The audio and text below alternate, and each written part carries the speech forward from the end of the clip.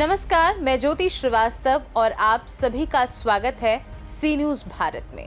वक्त हो चुका है खबरें अब तक का। आज की खबरें अब तक की खास पेशकश में 3 बड़े मुद्दे हैं जिन पर देश की नजर टिकी हुई है। उन मुद्दों पर हम विस्तार से चर्चा करेंगे, तो आइए पहले उस पर एक नजर डाल लेते हैं। प्रधानमंत्री मोदी का कैरेबियाई देश त्रिनिदाद और टोबैगो में भोजपुरी रंगों से स्वागत। बिहार से लेकर विदेश तक का बिहार कनेक्शन चमका। योगी सरकार ने जेपीएनआईसी के संचालन का जिम्मा एलडीए को सौंपा। सपा भाजपा में राजनीतिक जंग तेज। बिहार चुनाव में केजरीवाल की बड़ी एंट्री, अकेले मैदान में उतरकर कांग्रेस को टक्कर देने का ऐलान। इन खबरों के अलावा अंत में हम आपके साथ एक खास और गहरे सामाजिक मुद्दे पर भी चर्चा करेंगे जो हमारे समाज की बुनियाद से जुड़ा है। लेकिन उससे पहले एक नजर डाल लेते हैं इस वक्त की बड़ी हेडलाइंस पर। त्रिनिदाद और टोबैगो की यात्रा पर पोर्ट ऑफ स्पेन पहुंचे मोदी, पारंपरिक अंदाज में हुआ स्वागत। सीएम योगी ने आम महोत्सव 2025 का किया शुभारंभ। 800 प्रजातियों को देखने और चखने का मिलेगा मौका। मणिपुर के कई जिलों में सुरक्षा बलों का सर्च ऑपरेशन, भारी मात्रा में हथियार बरामद। मथुरा के शाही ईदगाह मामले में हिंदू पक्ष को झटका, मस्जिद को विवादित ढांचा घोषित करने की मांग खारिज। पद्मश्री डॉक्टर एमसी डाबर का निधन, 20 रुपए में करते थे मरीजों का इलाज। बिहार में 5 लाख महिलाओं को सैनिटरी पैड बांटेगी कांग्रेस, कवर पर राहुल गांधी की फोटो। रूसी रक्षा मंत्रालय का दावा, कीव में यूक्रेनी सैन्य ठिकानों पर किया हमला। सीएम फडणवीस को हाईकोर्ट से राहत, 2024 विधानसभा चुनाव में जीत को चुनौती देने वाली याचिका खारिज। सोने चांदी के गिरे भाव, 97,142 रुपए प्रति 10 ग्राम पहुंचा 24 कैरेट गोल्ड। आखिरी कारोबारी दिन बढ़त के साथ बंद हुआ बाजार, सेंसेक्स 193 अंक चढ़ा, निफ्टी 25,400 के पार। तो चलिए शुरू करते हैं खबरों का सिलसिला और बात करते हैं अपनी पहली खबर के बारे में।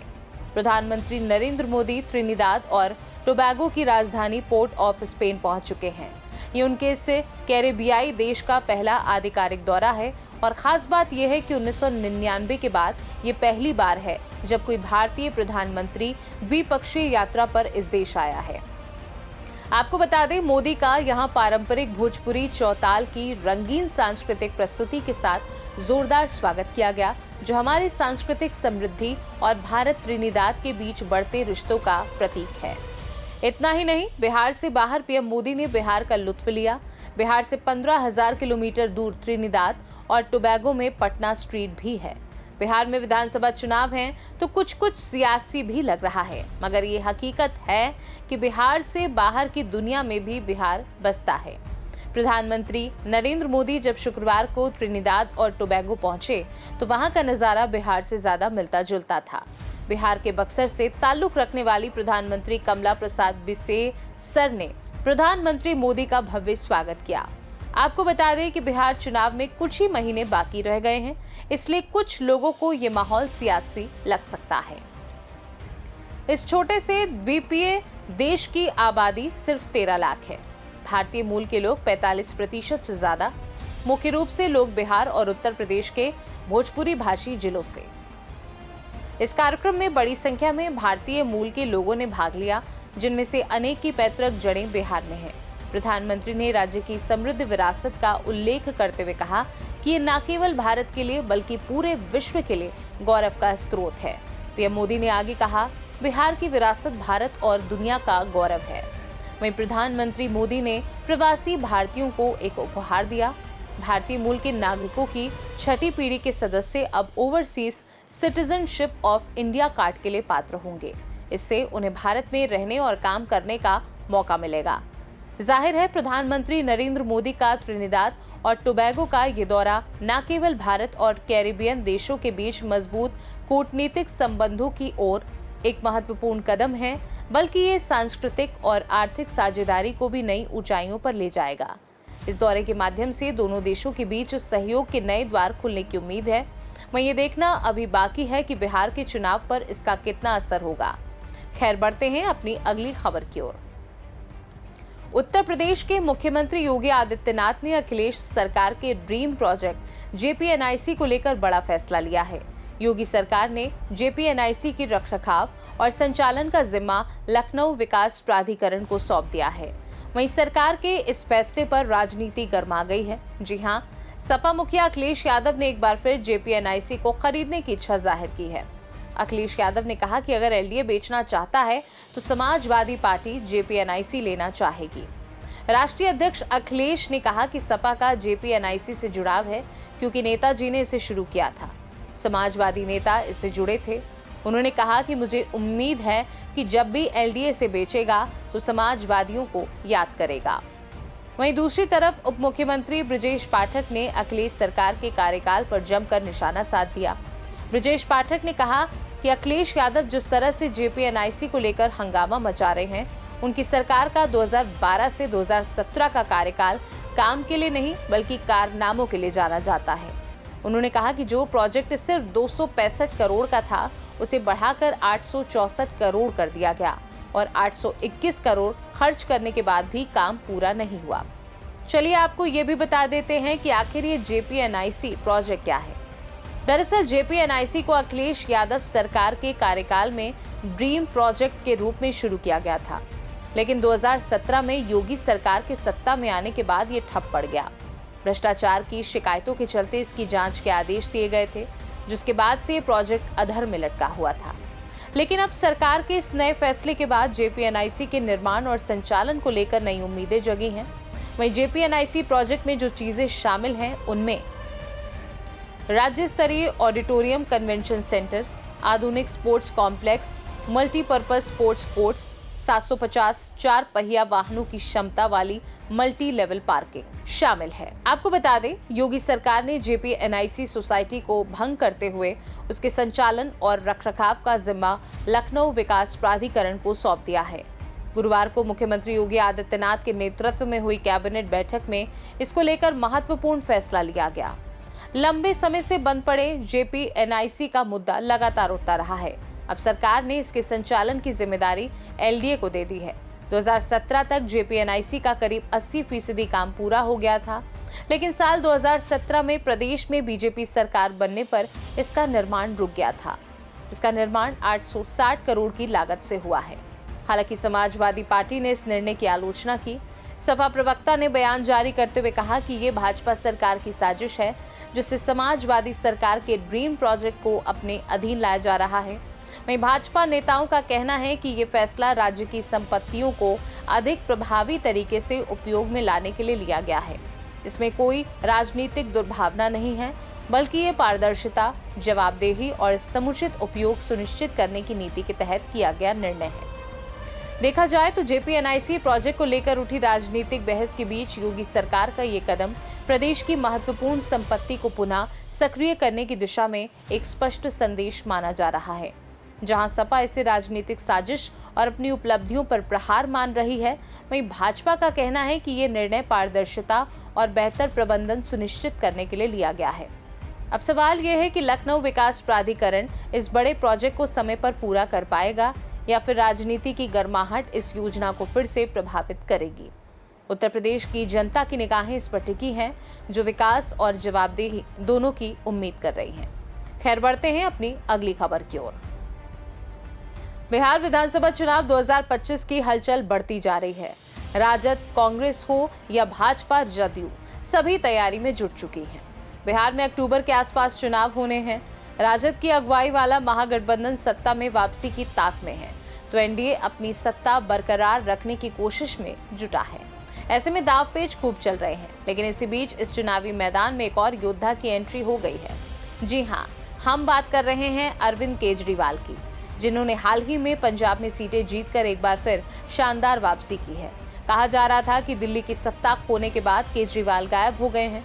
खबरें तो ये भी थी कि उन्होंने राजनीति से किनारा कर लिया है, लेकिन बिहार चुनाव को लेकर एक बड़ा ऐलान करके केजरीवाल ने साफ कर दिया है कि टाइगर अभी जिंदा है। आपको बता दें कि गुजरात की विसावदर सीट पर हुए उपचुनाव में जीत से गदगद अरविंद केजरीवाल ने ऐलान कर दिया है कि वह बिहार का विधानसभा चुनाव लड़ेंगे और अकेले लड़ेंगे। यानी कि अरविंद केजरीवाल की बिहार विधानसभा चुनाव में अकेले की मौजूदगी उस तीसरे मोर्चे की ओर बढ़ती नजर आ रही है जिस पर असदुद्दीन ओवैसी नजर गड़ाए बैठे हैं। सवाल है कि जो अरविंद केजरीवाल और आम आदमी पार्टी दिल्ली से निकलकर पंजाब पहुंची और फिर गुजरात और गोवा में उसकी थोड़ी बहुत हनक है, उस पार्टी के पास बिहार में ना तो कोई नेता है और ना ही कोई कार्यकर्ता, तो उसे बिहार में हासिल क्या होगा? क्या बिहार विधानसभा चुनाव में केजरीवाल महज खेल खराब करने उतरे हैं या फिर वो एक बार फिर से 2014 वाली वो गलती दोहरा रहे हैं जिसमें उन्होंने वाराणसी से पीएम मोदी के खिलाफ चुनाव लड़कर अपनी फजीहत करवा ली थी? आखिर अरविंद केजरीवाल का गेम प्लान क्या है? बता दें, केजरीवाल ने साफ कर दिया है कि अब वह एकला चलोरे वाले हैं। दोस्ती किसी सियासी दल से नहीं और दुश्मनी तो अब सबसे है। लेकिन केजरीवाल का सबसे बड़ा सियासी दुश्मन कौन है? जाहिर है कि इसका जवाब सबको पता है कि केजरीवाल ने अपने सियासी करियर में किसी एक पार्टी को सबसे ज्यादा नुकसान पहुंचाया है, तो वो कोई और नहीं, सिर्फ और सिर्फ कांग्रेस है। अपने गठन के साथ ही दिल्ली की राजनीति में उतरी आम आदमी पार्टी ने सबसे पहले कांग्रेस को सत्ता से दूर किया। शीला दीक्षित जैसी कद्दावर नेता का पूरा पॉलिटिकल करियर ही खत्म कर दिया। और जब दिल्ली से निकलकर आप पंजाब पहुंची तो वहां भी न सिर्फ कांग्रेस को ही सत्ता से हटाया बल्कि मुख्यमंत्री रहे चरणजीत सिंह चन्नी को भी दो जगहों से हराकर उनकी सियासत पर भी सवालिया निशान लगा दिए। वहीं गुजरात में भी आपने बीजेपी से ज्यादा नुकसान कांग्रेस का ही किया था। अब केजरीवाल बिहार जा रहे हैं, वहां से चुनाव लड़ने का ऐलान कर रहे हैं और ऐसे में बिहार में पहले से ही लालू यादव और तेजस्वी की आरजेडी के गठबंधन में कुछ सीटें हासिल करने की कोशिश करने वाली कांग्रेस के खिलाफ अगर केजरीवाल कोई बड़ा प्लान कर ले तो किसी को कोई हैरत नहीं होगी, क्योंकि उन्होंने तो साफ कह दिया है कि इंडिया गठबंधन सिर्फ और सिर्फ लोकसभा के लिए था, अब वो बिहार का चुनाव अकेले लड़ेंगे। ऐसे में केजरीवाल का ये ऐलान सवाल तो खड़े करता ही है कि क्या ये चुनाव आपकी बिहार में सियासी जमीन बनाने की तैयारी भर रही है या फिर मकसद कांग्रेस को और भी समेटना है। खैर, मकसद चाहे जो हो वो तो चुनाव के नतीजे बता ही देंगे, लेकिन अभी चुनाव में वक्त है तो वक्त का इंतजार करिए। खैर, जाते जाते आपको एक और अहम मुद्दे से रूबरू करा देते हैं। उत्तर प्रदेश में बिजली विभाग के निजीकरण के विरोध में एक बार फिर आंदोलन की चिंगारी भड़क उठी है। बिजली कर्मचारियों ने काम छोड़कर सरकार के खिलाफ प्रदर्शन किया तो आम लोग भी असमंजस में हैं, क्योंकि सवाल सिर्फ नौकरी का नहीं, पूरे सिस्टम की स्थिरता का है। लखनऊ, प्रयागराज, वाराणसी, कानपुर से लेकर गोरखपुर तक लाखों की संख्या में बिजली कर्मी सड़कों पर उतर आए। यूनियनों का कहना है कि निजीकरण से न सिर्फ कर्मचारियों की नौकरी और पेंशन जैसी मूलभूत सुरक्षा खतरे में है, बल्कि इससे बिजली दरों में बेतहाशा बढ़ोतरी, सेवा की गुणवत्ता में गिरावट और ग्रामीण क्षेत्रों में उपेक्षा जैसी समस्याएं भी सामने आ सकती हैं। इधर सरकार का तर्क है कि निजीकरण से प्रशासनिक क्षमता बढ़ेगी, घाटे कम होंगे और सेवा में पारदर्शिता आएगी। लेकिन जमीनी हकीकत यह है कि कई राज्यों में निजीकरण के बाद बिजली दरों में भारी उछाल और रोजगार में कटौती देखी गई है।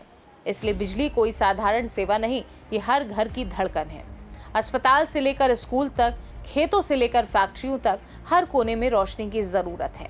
ऐसे में इस फैसले का असर सिर्फ कर्मचारियों पर नहीं बल्कि हर उस व्यक्ति पर पड़ेगा जो रोज एक बल्ब के जलने पर भरोसा करता है। इसलिए जरूरत है संवाद की, संवेदनशीलता की, ताकि एक ऐसा रास्ता निकले जो विकास के साथ साथ कर्मचारियों की सुरक्षा और जनता की सुविधा को भी साथ लेकर चले, क्योंकि रोशनी सिर्फ तारों से नहीं आती, वो भरोसे से भी आती है।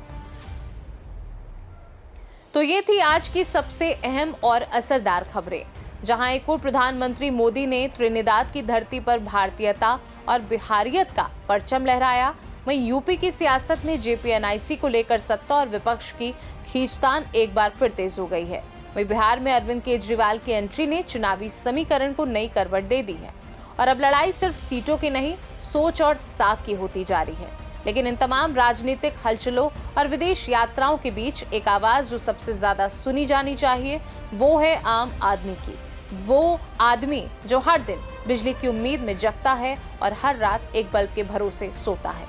सरकारी फैसले हो या निजीकरण की नीतियां, चुनावी वादे हो या विदेशी दौरे, आखिर में इनका असर उस घर तक पहुंचना चाहिए जहां बच्चों को पढ़ने के लिए उजाला चाहिए, मरीजों को सांस लेने के लिए बिजली चाहिए और मजदूर को काम करने के लिए भरोसा चाहिए। आपकी इस मुद्दे पर क्या राय है, हमें कमेंट करके जरूर बताइएगा। खैर अब मुझे दीजिए इजाजत, नमस्कार।